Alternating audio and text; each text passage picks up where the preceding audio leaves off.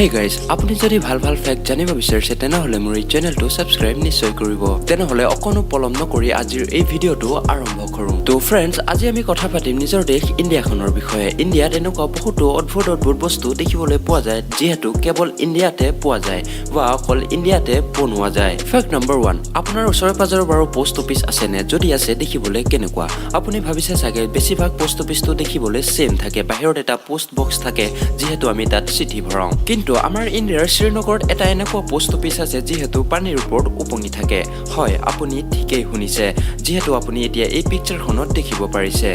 Fact number 2 আপুনি বাৰু জানে নে আমাৰ ইণ্ডিয়াৰ কুম্ভ মেলাত কিমান ভিৰ হয় আৰু এবাৰ কুম্ভ মেলাত 75 মিলিয়ন মানুহ আহিছিল তাত ইমানে ভিৰ হৈছিল যে সেই ভিৰটো স্পেচৰ পৰা ক্লিয়াৰলি দেখা পোৱা গৈছিল যেহেতু আপুনি এতিয়া আপোনাৰ মোবাইল স্ক্ৰীনত দেখিব পোৱা গৈছে ফেক্ট নম্বৰ 3 আপুনি বাৰু জানে নে গোটেই পৃথিৱীখনৰ ভিতৰত কেৱল আমাৰ ইণ্ডিয়াতে এনেকুৱা এখন ক্ৰিকেট গ্ৰাউণ্ড আছে যেহেতু আটাইতকৈ ওখ ঠাইত বনোৱা আছে আৰু এই ক্ৰিকেট গ্ৰাউণ্ডটো 2044 মিটাৰ ওখ ঠাইত বনোৱা হৈছে যেহেতু মিলিটাৰী স্কুলৰ ল'ৰা ছোৱালীৰ কাৰণে বনোৱা গৈছিল ফেক্ট নম্বৰ 4 আপুনি বাৰু চুলি ধুবলৈ শ্যাম্পু ব্যৱহাৰ কৰে নে আৰু যদি ব্যৱহাৰ কৰে আপুনি বাৰু জানে নে এই শ্যাম্পুটো আটাইতকৈ আগত আমাৰ ইণ্ডিয়াতে উলিওৱা গৈছিল আৰু এই শ্যাম্পু ৱৰ্ডটো সংস্কৃত ৱৰ্ডৰ পৰা লোৱা গৈছিল আচলতে শ্যাম্পুটো সংস্কৃতত শ্যাম্পু বুলি কোৱা যায় আৰু এই শ্যাম্পুটোৰ মিনিং হৈছে মাসাজ মানে অসমীয়াত মালিচ ফেক্ট নম্বৰ 5 আপুনি বাৰু জানে নে চন্দ্ৰত পানী থকা প্ৰমাণো আটাইতকৈ আগত আমাৰ ইণ্ডিয়াই গম পাইছিল আৰু ইছৰোই এই কথাটো 2009 চনৰ ছেপ্টেম্বৰ মাহত গম পাইছিল আৰু আপুনি যদি ইছৰোৰ ফুল ফৰ্ম নাজানে তেনেহলে মই আপোনাক জনাই দিছো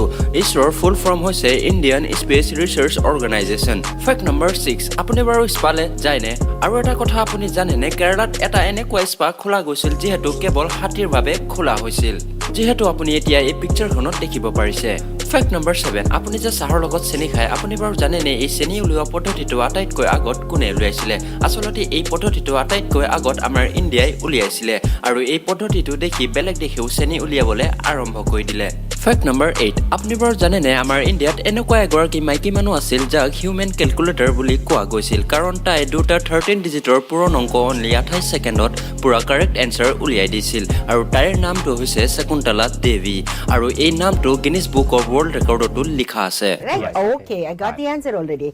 The answer is 9, 5, 2, 3, 2, 1, 6, 8, 0, 3, 6, 3, 0, 0, 8.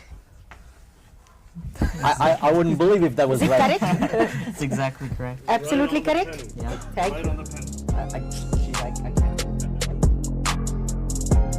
Fact number 9 আপুনি বাৰু জানে নে এই জনগণা মনটো কোনে লিখিছিলে এইটো চাগে সবে জানে আমাৰ ইণ্ডিয়াৰ ৰবীন্দ্ৰনাথ টেগৰে লিখিছিলে কিন্তু আপুনি বাৰু কথা এটা জানে নে বাংলাদেশৰ যোনটো নেশ্যনেল এন্থেম আছে এই এন্থেমটো আমাৰ ইণ্ডিয়াৰ ৰবীন্দ্ৰনাথ টেগৰে লিখি উলিয়াই দিছিল ফেক্ট নম্বৰ 10 আপুনি বাৰু জানে নে আমাৰ ইণ্ডিয়াখন এনেকুৱা এখন প্ৰথম দেশ য'ত নেকি আটাইতকৈ আগত ডায়মণ্ড পোৱা গৈছিল আৰু এই ডায়মণ্ড কৃষ্ণা ৰিভাৰ অফ ডেল্টাত পোৱা গৈছিল আৰু 18th century আগত আমাৰ ইণ্ডিয়াখনক ডায়মণ্ডৰ ৰজা বুলিও কোৱা গৈছিল ফেক্ট নম্বৰ 11 আপুনি বাৰু জানে নে এই হাফ জখলা গেমটো ক'ত আৰু কিয় বনোৱা গৈছিল আচলতে এই হাফ জখলা গেমটো আটাইতকৈ আগত আমাৰ ইণ্ডিয়াতে বনোৱা গৈছিল আৰু এই গেমটো মস্তি কৰিবলৈ বনোৱা নাছিল আচলতে এই গেমটো সৰু ল'ৰা ছোৱালীক নিজৰ কৰ্মৰ বিষয়ে বুজাবলৈকে উলিওৱা গৈছিল যেনে কোনোবাই যদি বেয়া কাম কৰে তাৰ লগতো পিছলে বেয়াই হ'ব ঠিক এনে ধৰণৰ কথা বুজাবলৈকে এই গেমটো উলিওৱা গৈছিল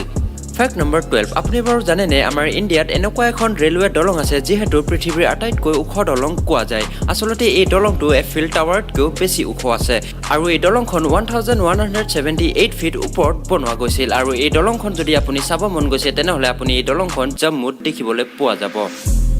I hope আপোনালোকে মোৰ এই ভিডিওটো চাই ভাল পালে যদি আপোনালোকে চাই ভাল পালে মোৰ ভিডিওটো লাইক এটা কৰি দিব আৰু মোৰ এই চেনেলটো সাবস্ক্ৰাইব নিশ্চয় কৰি দিব তো মই লগ পাম আপোনালোকক নেক্সট ভিডিওত তেতিয়ালৈকে বাই বাই টেক কেয়াৰ